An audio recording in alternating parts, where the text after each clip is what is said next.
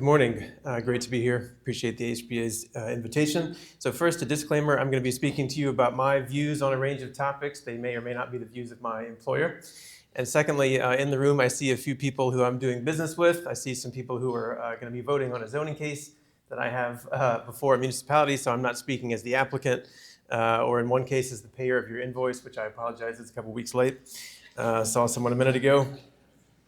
So I've given this talk behind the numbers a bunch of times, and it's sort of a crowd pleaser because I get the pro forma out and I talk through what happens when you cut a floor off a building, what happens when you sort of do affordable housing without any sort of a subsidy. But as I was talking to Patrick and Erica and sort of preparing for this talk, it's interesting, but I think in my experience, there's quite a bit of housing that doesn't come into being, not because it's not financially feasible. There is a fair amount of that, but there are probably tens of thousands of units in the Triangle that haven't come into being for reasons other than just the numbers. And so we're going to talk a little bit about the things that I talk about in Behind the Numbers. But what I really want to talk about today is behind the decisions. This is it's going to be about half original material and half the stuff that I normally cover. I think to sort of pick up where Patrick left off, we can talk about the stats for how many housing units we lack. We can talk about the math for why some projects become financially infeasible. But what do we do then?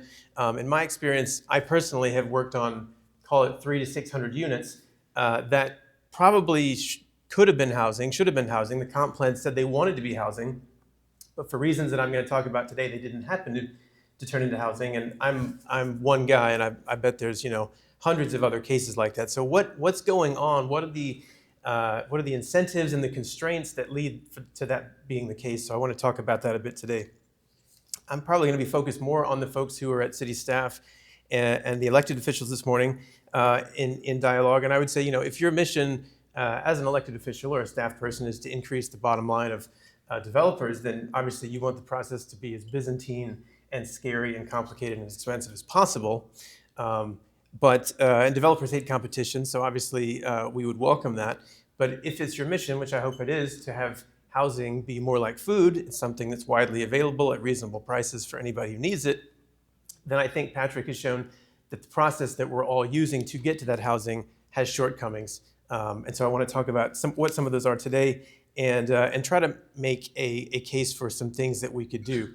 I'll tell you, sort of having been thinking about this space and spending a lot of brain cells on it for a long time, it's probably just going to get worse in most places. And I think an evolutionary process is going to take place where certain people think hard thoughts and figure out how to create solutions. And those places will sort of take the lead and other places will fall behind with economic stagnation and all sorts of other problems that Patrick outlined that come when your housing costs are too high.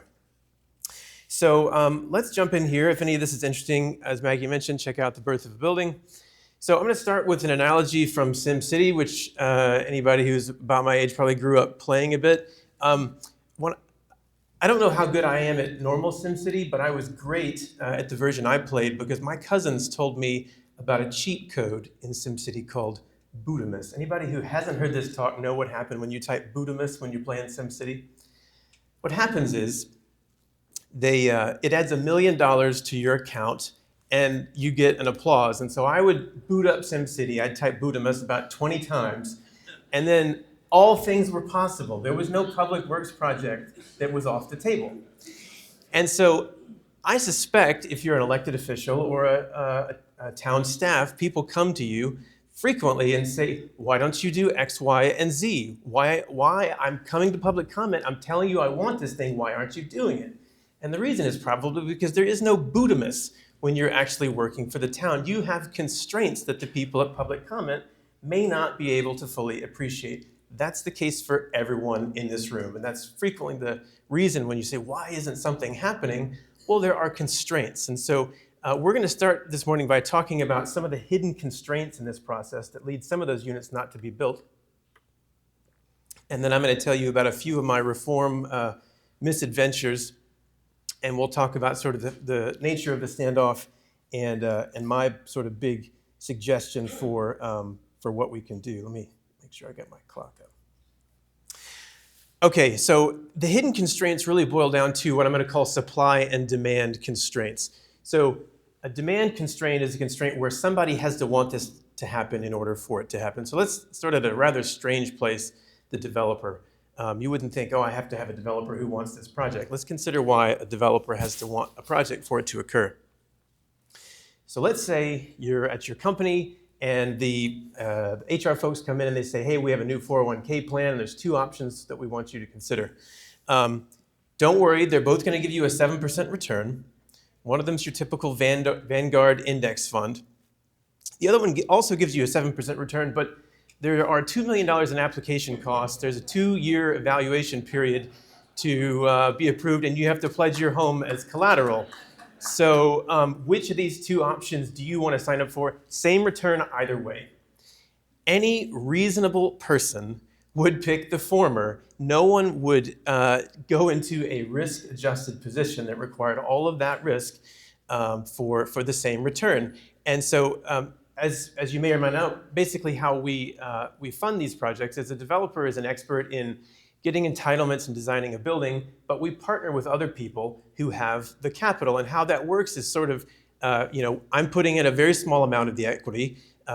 Someone who's investing your retirement is putting in that 38%, and then we go to a bank who has your deposits, and they're putting that 60% in. But here's how it works. I put all my money in, a couple $1 million, right up front, all at risk, my cash. And then if the project looks like it's a no-brainer, the people who manage your retirement will give me the other 38%, and then we'll go to the bank. And then it comes out exactly that way. So I spend a few $1 million of cash, then the investor puts their money in, and at the end, the bank gets their money back, the passive investor gets their money back, and if there's any money left, I might get some of it. So the way that projects die feasibility-wise is not usually that there are $0.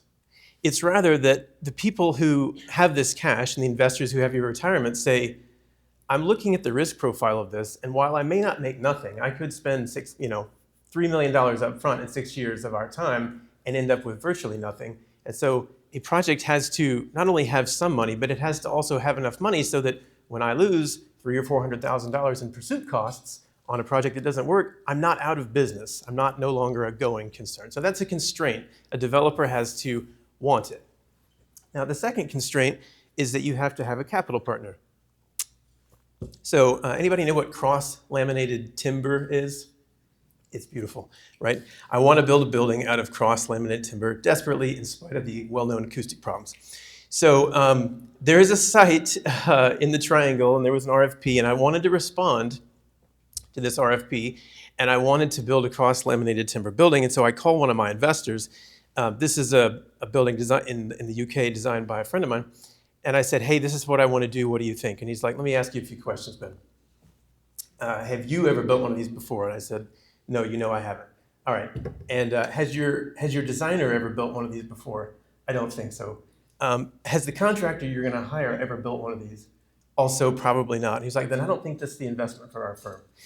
And so many ideas that might go forward because the developer's like, I'm willing to take this risk, or I love it, will die at the stage of finding the people who are investing your retirement for whom, if they take your retirement money and they go back to you and say, hey, Bill, Kathy, we lost the money, but man, it was a cool project. It was gonna be great. The renderings, you wouldn't believe it. That doesn't work. And so the investors are gonna self-select for people who are protecting your retirement, and many ideas that even I as a developer would wanna do, and I'm okay with the risk profile, they will die on the altar of making sure that we don't lose your retirement. So the next constraint is your customer. This might seem like a strange one, but I was in a meeting the other day and someone said, you should make this building nicer. I think people would like that. I think that's a direct quote. And I would like to drive an Italian supercar and fly private, but I don't. And so frequently one of the dilemmas is that as we're trying to design buildings, and the firm I work for, I think, designs some of the nicest multifamily in the nation. This is from my mood board. We know what's beautiful, but we also know that whether it's a hotel or an office building or a multifamily, that we have to build what people can afford to pay. And if we build something that vastly outstrips that, we're gonna lose that building and it's gonna go back to the bank. Now we're not in the game. So we're always pushing the envelope. We're finding that 80-20, what can we spend money on that really moves the needle? But it's very challenging because, as we all know, you might pay 20% more for your housing, but you probably wouldn't pay 100% more. You're probably already right on the line, right? And that's the case for virtually everyone in the country. So that customer is a limitation. What are they willing to pay? And also, I'll say, so I lived in Berlin for years, didn't have a car. I could beat a cab on the subway. We unfortunately don't have that infrastructure here. And so I'd love to build in a way that sort of depends on mass transit, reduces my parking costs, which are extraordinary. But we don't have that infrastructure. And there's also certain evolutionary psychology reasons that people for thousands of years have liked being carted around. It seems to be something deeply rooted. And so that's one of those other challenges, is building for what we have today, even though we all want this. How do we strive for it while still building things that can be financed? So a final constraint that I'll mention is the land seller. One of the most frequent things that I hear is, this is a great project, just not here. And I'll explain the constraint to you this way. I'm a developer, so I can find where anybody lives, find their information, right? That's part of the skill set. So I could say, okay, where does this gentleman here live? What's the Zillow value for his house? I'm willing to bet that in 95% of the cases, maybe more in this room, if I came to you and said, the Zillow price of your house is X dollars, here's a check for that amount, most of you would not throw the keys at me. You're not sellers. And your grandmother isn't a seller, and the people down your street aren't a seller. So the fact that it would be convenient for something to go here doesn't mean that it's possible. And so that's one of the other big constraints. So basically, in talking about these constraints, for a developer, the risk has to be enough for us to say, we're going to take this risk, we believe in it. The lenders have to find it safe enough. The users have to be able to afford it, and the landowner has to be willing to sell. I offered a lady a couple years ago, she had just paid $400,000 for a house that I needed for an assemblage. I got up to $1.2 million. She said, we're done here. Not everything is for sale. So this kills a lot of projects that we would like to see, right? And this isn't a bad thing. This is just sort of a hidden constraint. It's what's behind the curtain. So there's one person I haven't mentioned. What about the neighbors? Do the neighbors have to demand it? Well, neighbors will never demand competitive housing to their own. Even if they were in phase one, they'll come to protest phase two, right? So let's talk about supply constraints. You've all been there. Let's talk about supply constraints. So if you go to a house showing, let's say you go and 100 people show up for this showing. Your view of that turnout is entirely 101% determined by whether you own the home or you're trying to buy it. There's not an objective sort of view of housing supply and demand. The view is, am I selling it or am I buying it? If you're selling it, this is the best possible outcome, right? You're going to get an incredible price. If you're trying to buy it, it'll put you in a position of despair. And that sort of explains supply constraints. So let's think about supply constraints from the developer side. So what do developers want regarding supply constraints? Well, this is your prototypical picture of what the public thinks a developer is. Gerald Hines in his prime. A developer obviously wants to be able to build housing or build whatever they're building and have it be reasonably practical to do so. But obviously, if everyone is able to do it, then there's simply no profit to be made. And this sort of seems a bit jaded or Machiavellian, but it's probably the same view that you have of your own job, right? So you're a traffic engineer, you're a land use attorney, and you have no control over how many people go into that field. You probably don't mind. The more land use attorneys, the better. But if everyone is doing that, then you're not going to be able to make a living wage, because when you go to apply for the job or you try to get a raise or you try to start your business, there's too much competition. So developers actually, I think, are thought of as the people who control supply and demand of housing, but that's actually not the case. Just like you don't control the supply of dentists or land use attorneys. So the party that controls the supply of housing, I would say, is the city. And so I look at the city sort of like the Federal Reserve.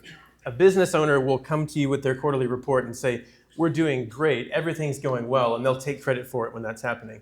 And if everything's doing terribly, they'll blame someone else or deflect. But essentially, as the Federal Reserve floods the economy with money or takes it out, quantitative tightening, every company is going to respond. we don't control the supply of money, and therefore when the Federal Reserve opens up the spigot, we're all going to hire more, do more research, take on more projects. When they close it down, we're going to do the opposite. Even though we think we control our destinies, they really do. So in talking about the city and how the city affects supply, we can talk about the staff and we can talk about the elected officials. So on the staff side, as I'll mention in a minute, I've been involved in quite a bit of zoning reform or zoning reform attempts, and through that process have become to be good personal friends with quite a few planners. And so I would say at the beginning of my career, I had a slightly antagonistic view of planners because I thought they had a slightly antagonistic view of me.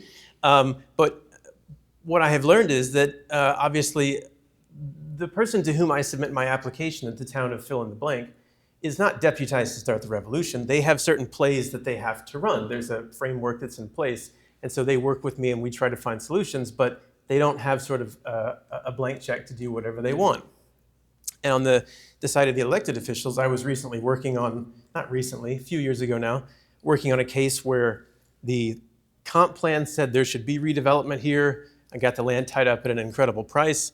And I met with different people in power and they said, the comp plan says there should be housing here. It should be here. It would be great if it would be here. It's not going to be here.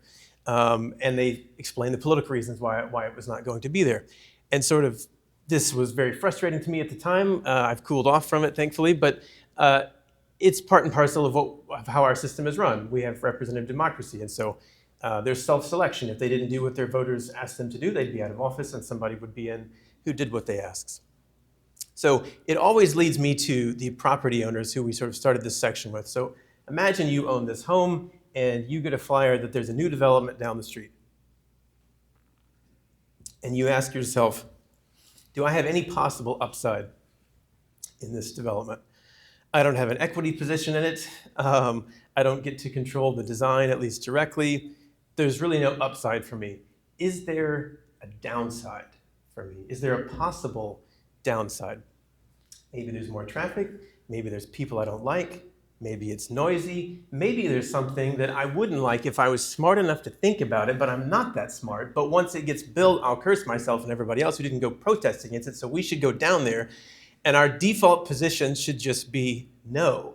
Now, that may not be an outcome that I like, but it's not unreasonable. And that's what you will see. You advertise about a project, 100,000 people drive by the sign, about 0.1% of them show up. And generally it's people who are recognizing, I have no upside in this, but I have potential downside. So rationally, they are showing up to be against it. There are laws that sort of facilitate that. There are different playbooks that have sort of been evolved over time. You can vote for certain candidates, but rhetoric plays a really important part. So sort of the rhetorical playbook is this will tear the neighborhood apart. It should exist, but somewhere else. We've already covered that. It lacks character, which is never defined. If I was a NIMBY consultant, which no one's ever tried to hire me for, but I guess if the price was right, if I was a NIMBY consultant, I would coach you to make proposals that are mutually exclusive. So, it should be affordable, but not have a lot of poor people. It should be nicer than anything in town, but not luxury. And then when I fail to do that, it's on me. So, as I've said, these are sort of coherent but unsatisfying views. They're what lead to this shortage that Patrick pointed out earlier. So what do we do about it? Well, there's one party that we've left out of this. Anybody want to guess who I've left out? Our children. Your children. I did leave your children out, Patrick, but that's not who I was referring to. Anybody else? Buyers? Well, buyers inherently, by their definition, they want it. The party that I was thinking about is the state. And I would argue that the state, and perhaps at the federal level, has allowed the process that we're all involved in, either on the city side, the elected side, the engineering and design side, the owner side, to become sort of like a Saturday morning soccer match where, I'm on one side of the field, staff are on the other side of the field, and people on the sidelines saying, get them, stop them, which is not the dynamic that you want when you're trying to create reasonably priced, widely available stock of anything. So as Patrick illustrated, the consequences are the rents and prices go up. That means the labor costs go up. I'm giving a talk for the TVJ in September where I talk about the upward spiral of costs. 50% of construction is labor. And so if their housing cost gets more expensive, labor gets more expensive ad infinitum. So it reduces investment in the economy, it reduces tax revenues, prices people out of moving to the market. That's been one of our big competitive advantages in the Triangle. Oh, it's a lower cost place of living. We'll see how long that lasts. And the people who could fix the problem may fear the repercussions for doing so. So I normally transition at this point in the talk with Bob Ross, because it's good to check in with Bob at about this point in the talk. He was painting this picture of this winter scene, and I have no artistic talent whatsoever, but I found it really interesting. He started off by painting the whole canvas black. I would have added the black in as I went, right, and it would have looked terrible. And so I don't sit around my office thinking about the things that I've just mentioned, these hidden constraints all day, but they are the black background of the canvas. And if you don't grasp how those constraints work and how they frustrate us in our attempts to create new housing, then you'll be confused sort of by what happens. So let's say that you attend this talk and you are super fired up and you're like, man, I have seen a vision, I'm gonna be a housing reformer. You might do what a senior staffer did a few years ago when they heard me talk on a different topic. You call me up and you say, let's do it. Let's make some changes. So a gentleman who I've become good friends with called me up and he said, we want to make a zoning reform, and if you will propose it, then the staff will lead it. And I'll spare you the details. I learned recently it did actually get passed. It was around co-living, which I think is a perfectly reasonable incremental solution to naturally occurring affordable housing. I'll tell you how this worked, though. About 3 years, and I can't imagine how many thousands of hours of staff time were spent. If you apply for a special use permit, 2 additional people can live every 1,200 feet. That is the result of that measure that we sort of went off to do. And the reason is that whatever reform you as a staffer or an elected official or a citizen want to propose, it will face what has become sort of an exponential curve of existing infrastructure, code infrastructure that it has to work with. So I asked ChatGPT to help me here on the amount of sort of different code that's in place in the different municipalities. And every page of this code almost certainly has a perfectly reasonable explanation for why it's there, but it makes it hard as we attempt to make any sort of changes. We're already so encumbered by what's already in place. It's like a debt that spirals out of control. You can't make the payments. So what happens obviously now in the Triangle, rezoning is 1 to 3 years. The site plan is 1 to 2. There's a municipality in the Triangle for which you can basically pick the last 2 numbers there, count on 4 to 5 years. And I will say it's really important to understand we are here.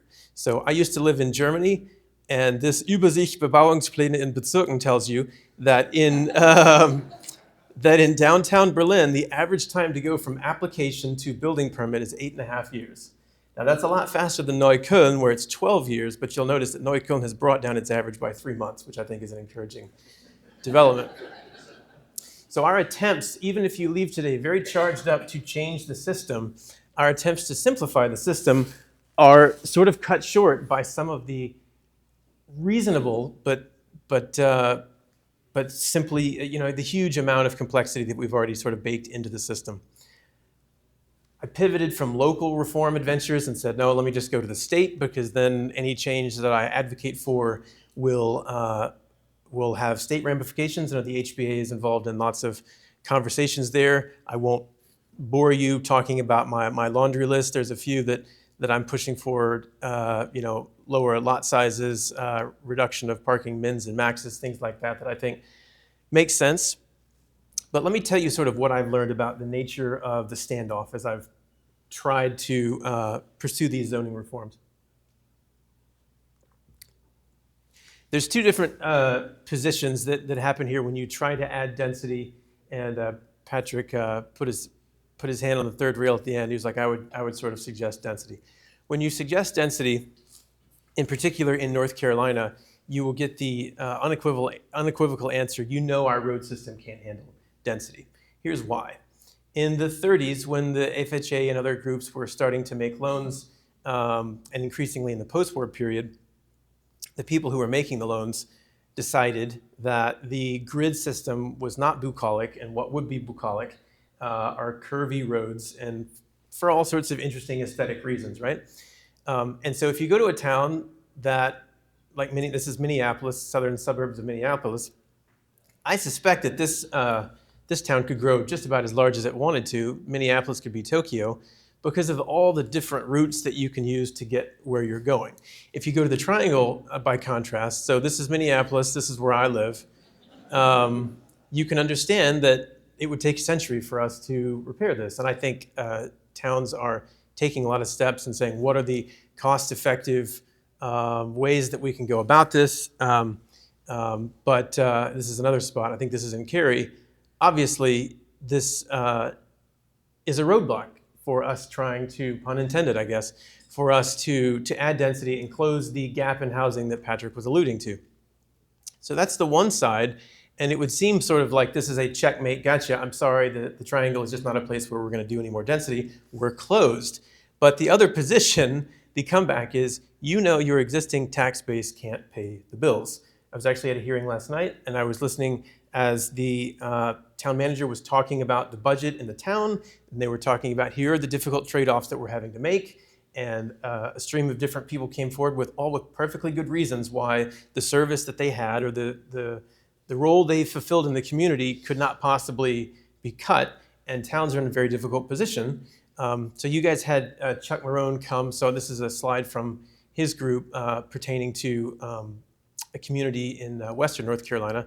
But as I'm sure you heard in his previous lectures, at the very, very lowest densities, many of the things that we build don't cover their cost. They actually require subsidy. I won't dwell there. I think there are solutions to that problem. But for the status quo that we have with the road system doesn't seem to be able to handle a lot more density, but we're in a financial position, it seems, that we can't not add some density. We cannot not add revenue to the system. The system simply won't handle it. Now, in sharing this with you, you don't instantly have the solution to all the problems. That's background. But let me talk about a few proposals that I have. And if this was a city council meeting, this would be a working session, not an evening presentation. This is my suggestion. As somebody who's been thinking about this and attempting to do zoning reform because of my concern for the problem, may not be the perfect solution, but this is what I would do if someone was foolish enough to ask me what they should change. My main suggestion, which I would call the uber comment of uber comments in zoning reform, is that we have to fix the power vacuum. Now, what do I mean by that? Everybody know who's on these slides? These two stalwart figures of 20th century planning theory? Right. So Mr. Moses and Miss Jacobs. So what you know about the story is Robert Moses was going to run freeways through Manhattan, which would have been a terrible idea, which is accurate, and it would have set New York City and its urban fabric back who knows how long, centuries, right? Jane Jacobs mobilizes lots of protesters and rightly stops that effort and is rightly rewarded for it. I don't think a lot of people know about Robert Moses' other CV. So he built 658 playgrounds in New York City. He built Shea Stadium. He built Jones Beach State Park, which later then added an amphitheater. And he created and led semi-autonomous authorities to fund projects like the RFK Bridge, the Cary Tunnel, Throgs Neck Bridge. I think most people would have to spend their entire career trying to do one of these. Try to create 3 playgrounds. I think that's the subject of an actual comedy, right? I haven't seen all of Parks and Rec, but I think that's basically the plot. My wife has told me. He created 658. And the reason is that he was a person who was empowered. Either he empowered himself or he was empowered. I don't really know which one. To go out and run plays. And I've been told by Professor Emil Malitza at UNC that as you take the books that are used in planning school from, I think this is maybe the most popular one, this is editions 1 through 5 or something, that the books become less prescriptive each edition.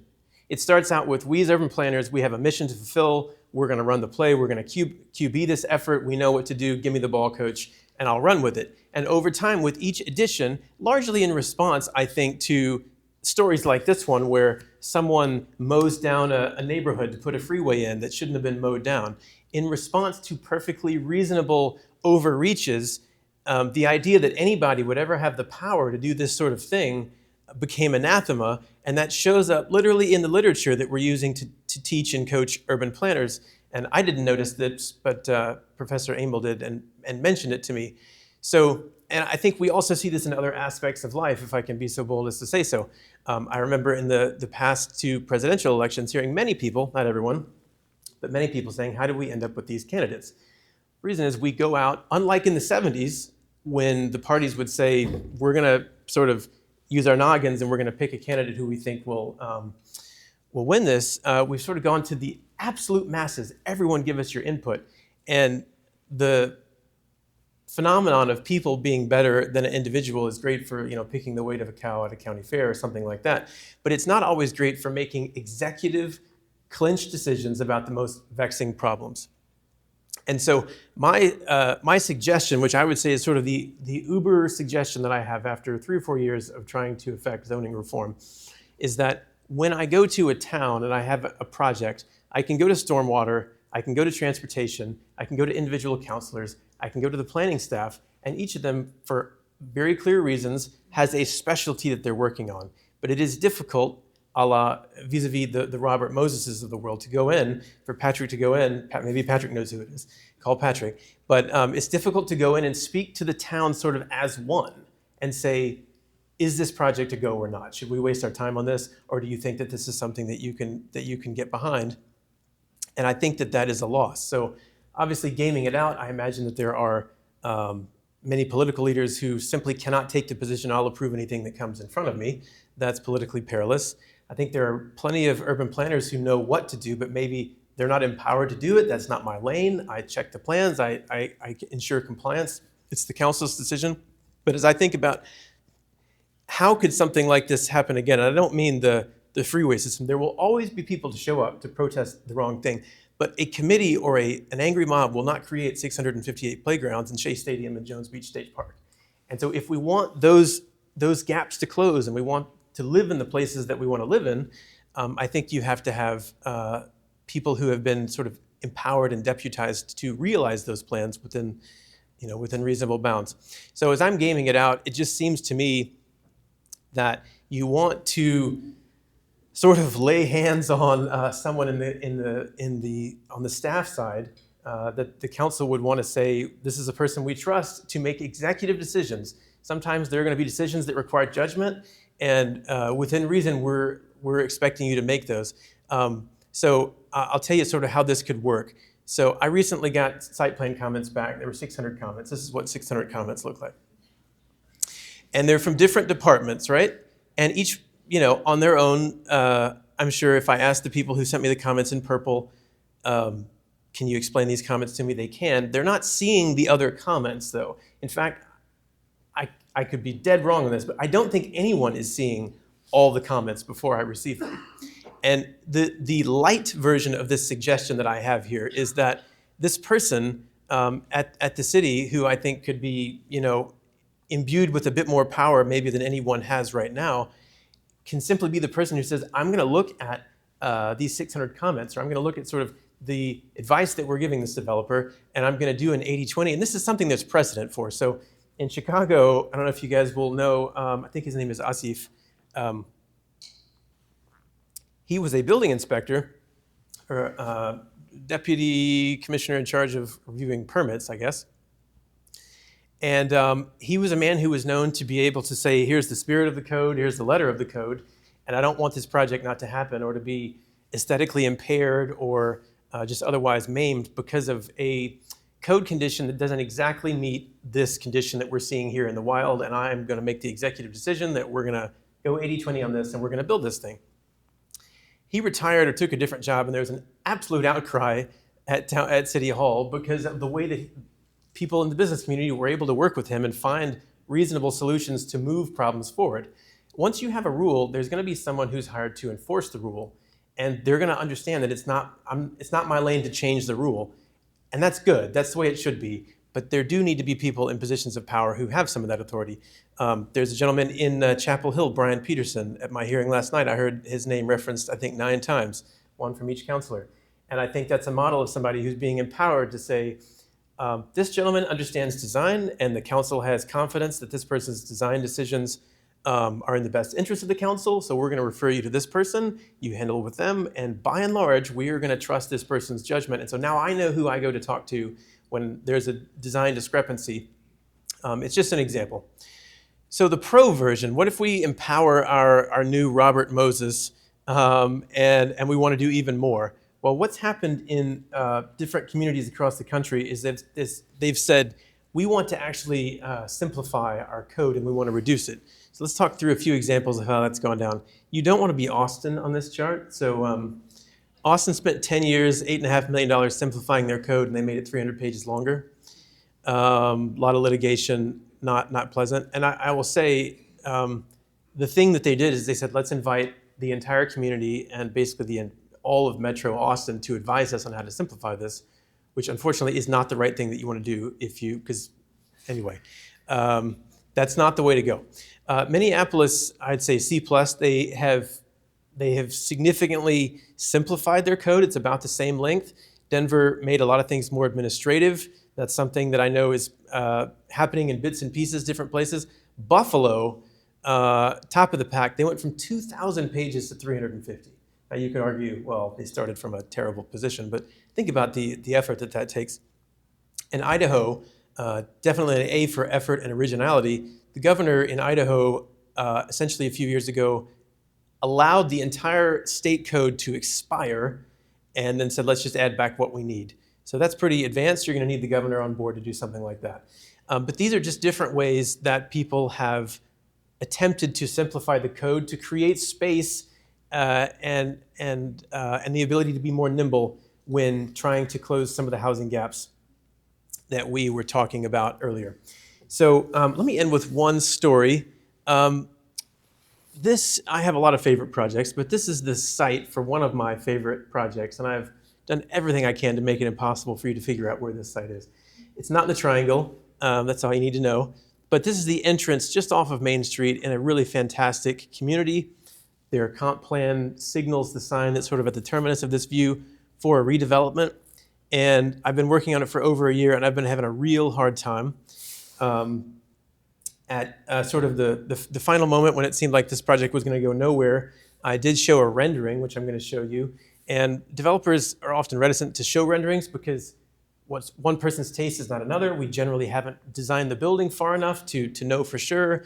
And it just sort of puts our feet in concrete earlier than maybe we'd like to. But here's the rendering I showed for the before and after. I think this is pretty nice. So here's the before and after. I'm on the brink of sending a termination for this project because I don't think it can be approved. And if I went through the town, from town manager through the planners who were in the meetings, through different counselors I talked to, I don't think you'd find one person who would be like, yes, I want to kill this project. In fact, many of them really like the project. But there's something about the system and the cumulative effect. They've said, even though we sort of want this, we think that this is great, we can't. And you don't care about my project in this nondescript town, but if you're an elected official or you are on staff, you probably get into that role because there's something that's on your heart. There's a project that you think is really important. And whether it's my project or yours, if we want to see the triangle flourish and grow, there will have to be projects like this that get approved, which I think means that we have to evolve in how we are, how the decision structure works and empowering some of the people we have who know what to do to be able to do it. But this is new material, so I'll look forward to hearing any feedback or suggestions you have, but that's the nature of growing here. We understand the problem and trying to find what the solutions are. I can tell you what they aren't because I've been trying it for a few years, but I think there are certainly the people in this room to help us figure out what they are. So thank you.